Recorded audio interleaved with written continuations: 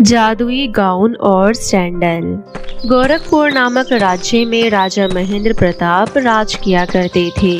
उनका पुत्र शिव प्रताप वहां का राजकुमार था।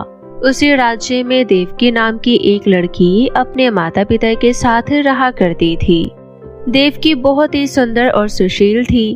उसकी नीली आंखें और लंबे लंबे काले लहराते हुए बाल उसकी सुंदरता और भी ज्यादा बढ़ाते थे और वो बहुत ही होनहार लड़की थी।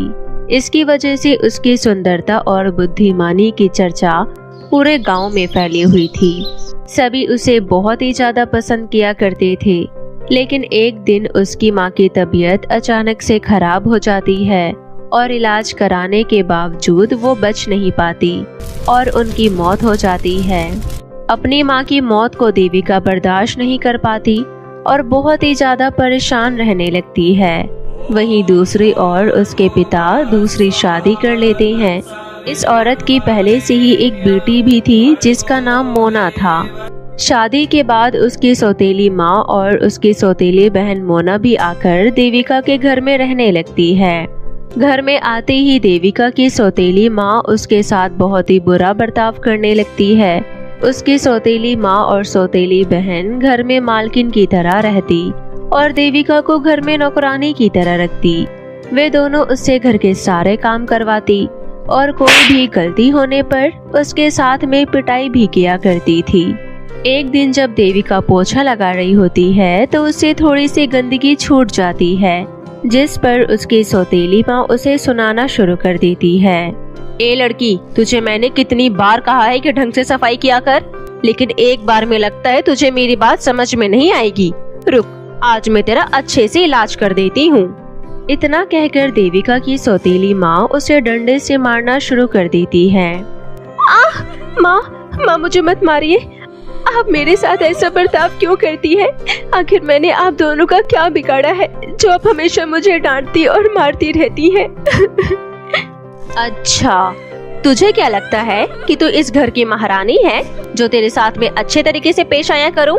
ये घर पहले तेरा था, लेकिन अब ये घर सिर्फ मेरा और मेरी बेटी का है। तो इस घर की सिर्फ और सिर्फ एक नौकरानी है, नौकरानी। इसलिए मुंह बंद करके चुपचाप काम किया कर। और इतने साफ सुथरे और अच्छे कपड़े तूने किस खुशी में पहन रखे हैं? जाकर फटे पुराने कपड़े पहन। और हाँ, आज के बाद तू अपने कमरे में नहीं रहेगी, रसोई घर में सोया करेगी, समझी? अब से तेरा कमरा मेरी बेटी का होगा।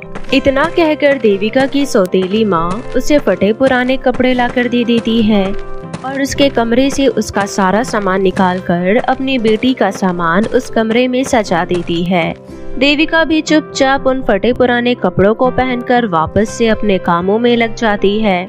उधर राजा महेंद्र प्रताप अपने पुत्र शिव प्रताप की शादी के लिए एक बहुत ही सुंदर और सुशील लड़की खोज रहे थे। इसलिए वो पूरे राज्य में घोषणा के लिए सिपाहियों को भेज देते हैं, जो गांव-गांव जाकर राजकुमार की शादी के लिए लड़कियों के प्रस्ताव भेजने के लिए ढिंढोरा पीटते हैं। सुनो सुनो सुनो, सारे गांव वाले ध्यान से सुनो। हमारे राजा महेंद्र प्रताप अपने पुत्र शिव प्रताप के लिए एक सुंदर और सुशील लड़की को ढूंढ रहे हैं। इसलिए सभी गांव वालों से निवेदन है कि वो अपनी शादी योग्य बेटियों के साथ कल स्वयंवर में जरूर पहुँचे। सिपाहियों की घोषणा सुनकर पूरे राज्य की युवा लड़कियों में खलबली मच जाती है। सभी लड़कियां स्वयंवर में तैयार होने के लिए तैयारियां शुरू कर देती है। ये खबर देविका की सौतेली माँ के कानों में भी पहुँचती है, तो वो ये बात अपनी बेटी मोना को बताती है। मोना बेटी, राजा साहब ने राजकुमार की शादी के लिए कल स्वयंवर की घोषणा करवाई है, जिसमें राज्य की सभी युवा लड़कियों को जाना है। मैं चाहती हूँ कि तुम भी कल बहुत ही अच्छे तरीके से तैयार होकर उस स्वयंवर में चलो, ताकि तुम्हारी शादी राजकुमार से हो जाए और हम बहुत अमीर हो जाए। हाँ माँ, आप बिल्कुल सही कह रही हैं। मैं कल बहुत ही अच्छे तरीके से तैयार होकर स्वयंवर में जाऊंगी। चलिए तो हम अभी से तैयारियों में लग जाते हैं। आप मेरे लिए सुंदर सा गाउन और सैंडल ले आइए। फिर कल मैं वही सुंदर गाउन और सैंडल पहनकर और पार्लर में तैयार होकर स्वयंवर में जाऊंगी। हाँ बेटी, चलो, मैं तुम्हारे लिए सबसे महंगा और सुंदर गाउन और मैचिंग सैंडल दिला देती हूँ। देविका अपनी सौतेली माँ और बहन की सारी बातें सुन रही होती है, तो वो अपनी सौतेली माँ से कहती है कि माँ, मैं भी स्वयंवर में जाना चाहती हूँ। आप मेरे लिए भी एक गाउन और सैंडल ले आना ताकि मैं कल उन्हें पहन सकूं। अरे वाह, महारानी जी आप भी स्वयंवर में जाना चाहती हैं। लगता है आपने ठीक से पूरी बात सुनी नहीं। शादी राजकुमार की होनी है और राजकुमार अच्छे घर की लड़कियों से शादी करते हैं, ना कि नौकरानी से। तुम तो राजकुमार से शादी करने के सपने देखना बंद करो और अपना ध्यान घर के कामों में लगाओ, समझी? इतना कहकर देविका की सौतेली माँ और उसकी सौतेली बहन मोना दोनों खरीदारी करने के लिए बाजार चले जाते हैं। अपने सौतेली माँ की बातें सुनकर देविका को बहुत बुरा लगता है और वो चुपचाप कोने में बैठकर रोने लगती है और वो अपनी माँ की तस्वीर को देखते हुए कहती है, माँ, आप मुझे छोड़कर क्यों चली गई? आज अगर आप जिंदा होती तो मेरा ये हाल नहीं होता। कल राजकुमार ने शादी के लिए स्वयंवर रखा है जिसमें गांव की सभी युवा लड़कियां तैयार होकर जाएंगी और राजकुमार उनमें से किसी एक को पसंद करके उससे शादी करेंगे। मैं भी उस स्वयंवर में जाना चाहती हूँ, लेकिन मेरे पास पहनने के लिए इन फटे पुराने कपड़ों के अलावा कुछ भी नहीं है। अगर मैं यही पहनकर वहाँ चली गई तो शादी तो बहुत दूर की बात है। राजकुमार अपने सिपाहियों से कहकर मुझे वहाँ से धक्के मारकर बाहर निकलवा देंगे। अब आप ही बताइए मैं क्या करूँ? कहाँ से अपने लिए गाउन और सैंडल लाऊं?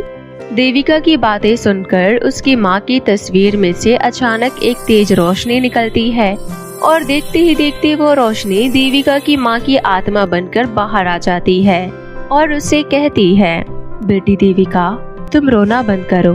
देखो, मैं वापस आ गई। अपनी माँ को देखकर देविका बहुत खुश हो जाती है और दौड़कर उन्हें गले लगा लेती है और उन्हें कहती है, माँ, आप कहाँ चली गई थी? आपको पता भी है आपके जाने के बाद मेरे साथ क्या क्या हुआ? देविका अपनी माँ को शुरू से लेकर अभी तक की सारी बातें बताती है और साथ ही साथ राजकुमार के स्वयंवर की बात भी कहती है।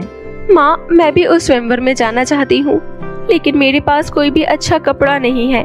आप मेरी कुछ मदद कीजिए ताकि कल मैं भी राजकुमार से शादी करने के लिए उनके स्वयंवर में जा सकूं। बेटी, तुम चिंता मत करो, मेरे पास तुम्हारी इस परेशानी का हल है।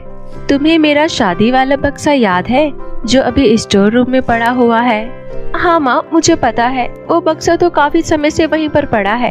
आपके जाने के बाद से आज तक मैंने उसे खोलकर भी नहीं देखा। बेटी, उस बक्से में मेरी शादी का जादुई गाउन और सैंडल रखे हैं जो कि तुम पर बहुत ही अच्छे लगेंगे।